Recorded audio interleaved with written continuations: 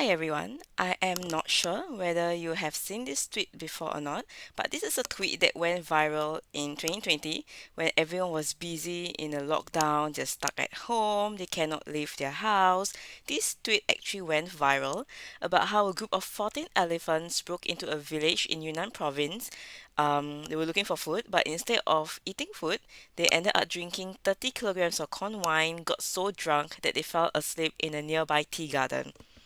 So obviously because this is such a cute news, it's such a cute photo and everyone was just bored and stuck at home, everyone fell in love with this image and it went viral. Everyone thought like, oh, this is such a splendid piece of news while everyone is pretty much depressed at home.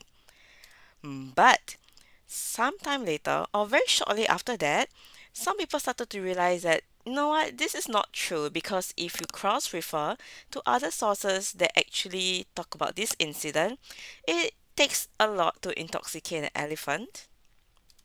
We also have another tweet that actually said that they went to check with the Yunnan forestry officials, and while those elephants did raid the house, they did not drink any corn wine. So the elephants, while they were lying down, they were not drunk. They were actually just resting. So you realize that those two images are pretty much fake news that's being spreaded around and everyone actually fell for it. So with this in mind, let's learn on the importance of reliability. We are learning reliability in social studies, or if you're history students, you will learn it in history also as part of your SBQ skills. So by the end of today's online lesson, you will understand the importance of the skill of reliability and you will practice the steps of reliability. So why is it important for us to actually learn the skill of reliability is because we need to ensure that we are able to discern which is real and which is not based on things that we are reading and hearing every day. So this is where you need to have the habit to read actively. Now, what is reading actively? Is basically thinking about what you're reading about and making the essential checks on the article's reliability. So what is reliability with regards to sources? Reliability means how much you can believe or trust the source, or we are pretty much evaluating how accurate or dependable the source is. A reliable source is one in which there is consistency of the author's account of the truth and the truth telling is verifiable. So what are unreliable sources? Unreliable sources was produced for a particular purpose which might affect its reliability. It shows biasness of the writer. It contains factual errors or exaggeration or even distortions of what really happened. Is inconsistent with similar sources that are published elsewhere, or it was written long after the event it describes. Here are some examples of reliability questions. You realize that the keywords basically are reliable, belief or trust, or proof. We even have some samples of hybrid question here. Now, this is the example that we will be looking at, or the example that we will be using for this online lesson. Please pause this video if you will need more time to read source A. Source A is our master source. It's a piece of online advice by a foreign professional working in Singapore to another foreign professional. When evaluating reliability, we use the source elements. We take a look at the provenance, we look at content, after that we will cross-refer, and then we'll take a look at the technicalities of the source, where we take a look at tone, purpose, and even agenda. Now before answering, let's take a look at the question and analyze it carefully. The question that we're looking at is how far does source A prove that Singapore is not an attractive place to work for foreign professionals? You realize that I have underlined Singapore is not an attractive place to work for foreign professionals because that is the scope of the question. I have highlighted the word proof in red because if you remember the list of reliability questions, you will realize that proof is one of the keywords to indicate to us that they are testing reliability skill. So with this in mind, let's move on. Step 1. Analyze provenance. This is where we ask ourselves who produced this source.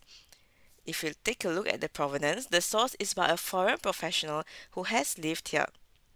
So we can take a look at two ends, that yes, it's professional, So yes, it's reliable because it's by a foreign professional and he has personal experience living here. Or we can say that it's not reliable because it's one person's experience and it doesn't apply to everyone's experiences. So this is in the case of typicality as well. For provenance level, doing either one is enough because this is really just a low level, it's just a safety net. Step 2, we analyze content of the source. Ask ourselves, this is where we remind ourselves again what is the question. We start our paragraph by rewording the question and then we write down the main idea that the source is saying. So because the question is, how far does source A prove that Singapore is not an attractive place to work for foreign professionals? I will start my answer with, source A does prove that Singapore is not an attractive place to work for foreign professionals because the cost of living is too high. Now, the cost of living is too high, which I have underlined here, is the main idea that the source is saying. After which, I back up with evidence from the source and then I explain to show how the evidence shows that the cost of living is too high and hence shows that Singapore is not an attractive place to work for foreign professionals. So with this is my content paragraph. At this point, I will expect all students to be able to hit content level at least. Now we are moving on to step 3 where we will cross-refer. Now, why do you cross-refer? We cross-refer because we want to validate or invalidate what the source is saying. So, how do we go about doing this? We take a look at the other sources in your SBQ paper. If there is a source that supports your master source point, then your master source is reliable. But if there's a source that contradicts your master source's point, then your master source is unreliable. Now let's recap our content paragraph. Source A's main point is that cost of living in Singapore is too high. Now, bearing in mind that this is the main point, take a look at all your other sources to see if there are any that talks about cost of living as well. So for example, I have source B and I have source C. Of course, for this online lesson, both my sources are also talking about cost of living, but whether or not cost of living is high or not too high. So for this online lesson, I will show you a sample of two kinds of cross-referencing. Now, if I want to cross-refer to source B supports my master source as it also says that Singapore's cost of living is too expensive. So this is option 1. After I am done writing my cross paragraph, I will write a line and will continue on to repeat the question again and say that Source A does prove that Singapore is not an attractive place to work for foreign professionals as it is supported when I cross-refer to source B, which talks about how, now we talk about how, what source B is saying, which is the living cost is not manageable. And then I quote my evidence from source B, which talks about how the cost of living is a big problem, the rent is shooting through the roof, and how this shows how foreign professionals are struggling with the costly expenses in Singapore. Hence, since source B supports source A in showing that Singapore is not an attractive place for foreign professionals because of its high cost of living, this proves that source A is reliable. Now this is option 1.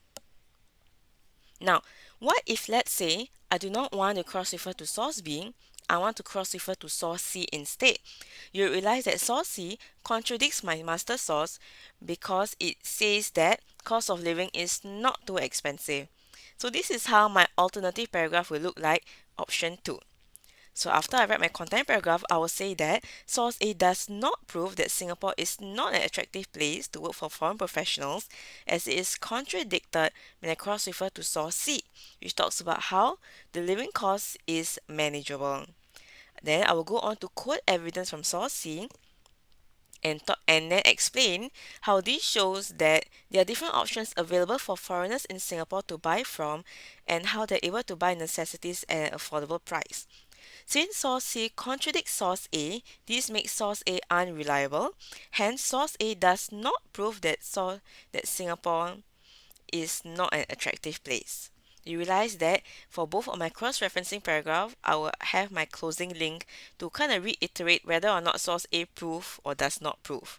Because that is essentially what the question is asking you. So now I have my content paragraph and I have my cross-referencing.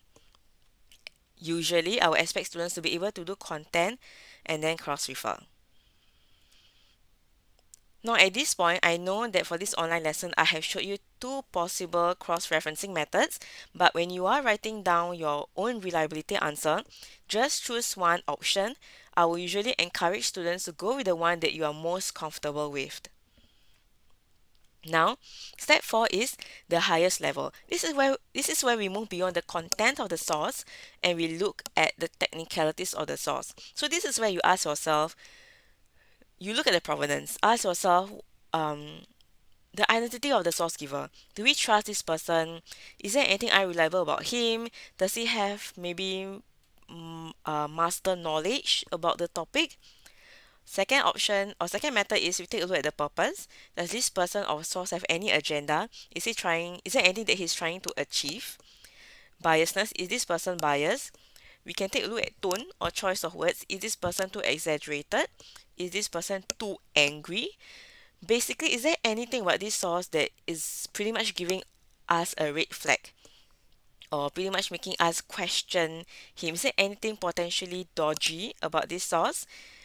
Chances are you would have something in mind, just write it down. So for example, for this case study here, I will probably choose tone because he sounds biased. He seems to be exaggerating about how expensive Singapore is. Of course, if you want to use tone, then you still need to show me what is it about the source that makes you kind of figure out that he's using an exaggerating tone. So this is where you still need to quote evidences, maybe through choice of words, how he writes his idea. So I still need evidence for your paragraph for the highest level. So hence, source A does not prove that Singapore is an attractive place for foreigners to work because of the fact that the tone makes it unreliable. Okay, so this is a summary of what I've gone through so far. We start off with our safety nets, where we have reliability based on provenance or typicality. This is really just like a one-liner. It's just a safety net. But if you're a Sec 4 sitting for national exams, we are at the point where we are trying to strategize. So if you can promise yourself, promise your SS teachers that you will ATQ correctly, then you can jump straight to reliability based on content. Of course, you can choose to write your content paragraph with, oh, this source is not reliable based on content. But usually in class, I will encourage students to write reliability based on content just to avoid confusing yourself when you do cross-referencing. But if you want to start off with unreliable, it's also fine. Just make sure that when you cross-refer, you don't confuse yourself and your whole answer is logical in terms of the flow. After I do my reliability based on content, I will cross-refer. If other source supports, this means that my master source is reliable. If other source contradict, then this means that my master source is unreliable. So make sure that you tie up your cross-referencing paragraph with whatever that I bolded in red, I wrote in red here. After I do cross-referencing, I will move on to highest level. Well, say reliable or not reliable based on maybe identity or source giver, purpose, bias, tone, choice of words. I realize that students' answer sometimes will not just tap onto one method. There's a lot of times where students will kind of talk about identity or source giver and then tie it in with biasness or maybe tie it in with purpose. So this is really just different thinking points or suggested things for you to think about. Is don't limit yourself and think too much of, oh, what method am I using. These are all things for you to consider. Sometimes the best answers from students is really just an amalgamation of each of these methods. It really depends on how do you flow your argument. Just imagine you're fighting with someone, you really believe that this source is the dodgiest source on earth, you want to win your argument, make sure you state your argument, back up with evidence, and make sure that your flow of argument is strong and it makes sense. Okay, a little additional info for history students. Your reliability SBQ skill is pretty much similar in format except for a few considerations. Okay, So for history students, you have one more thing where you cross-refer to your contextual knowledge. So similarly, after you do reliability based on content, you have two paragraphs for cross-referencing. One is on other source, one is on contextual knowledge. If your contextual knowledge supports, this means that it's reliable. If your contextual knowledge contradicts, this means that the master source is unreliable. So, contrary to popular belief, a lot of students always think that, oh, I don't need to study content for SBQ. That's not true. You need your contextual knowledge for history SBQ because CK makes a lot of difference in your quality of answer. A stronger student or a stronger answer will weave in contextual knowledge to analyze reliability of a source because you guys are all mini historians. Also, be careful. History students, when you cross-refer to other sources, make sure that it's a reliable source, so you need to read your provenance. If your master source is from Hitler singing praises about himself, about how he is doing a fantastic job, then obviously you should not be referencing to a pro-Nazi source. But if all your sources have a purpose, then choose the one that is the least reliable. So this is where you need to take a look at all your provenance, look at the identity of source giver, and then analyze it accordingly. At this stage, if you're a Sec 4 student looking through this online lesson as revision, you should already reach the capacity or capability of doing such analysis already. Remember, there are different routes that you can take for reliability. If you see the mind map that I showed you just now, there are different arrows popping like different places. These are all different routes. This is just a guide for you. The most important thing is read the source, analyze it carefully, and go for the route that you are most confident in. Because when I read students' answers, it's very obvious whether or not you know what you're doing. Your confidence can be seen in your answer. It affects your train of thoughts. Students who are not really confident with what they're doing is very obvious in their answer because their thought process is very muddled and your answer becomes very confusing as well. Once your answer is very confusing, the flow of logic isn't there, then it's very hard for you to hit the higher levels. So go for the route that you're most confident, that you're most comfortable with. I hope this lesson has been helpful for you. If you are using this video to revise for any weighted assessments or for your national exams, I wish you all the best. If you're in doubt, then the best person is really check in with your humanities teacher. I wish you all the best or good luck.